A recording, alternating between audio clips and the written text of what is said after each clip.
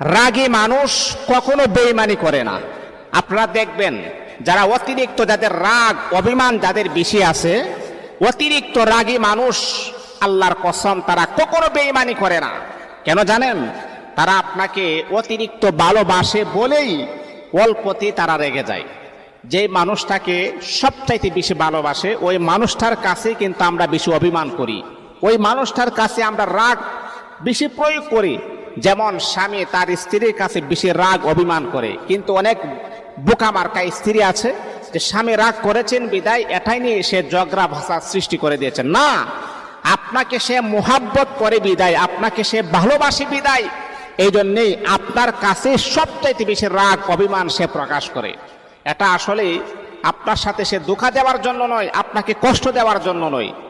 এই জন্য মুহতারাম হাজিরিন, যাদের রাগ অভিমান যাদের বেশি, তাদের কিন্তু মনের ভিতরে গভীর ভালোবাসা বেশি আছে।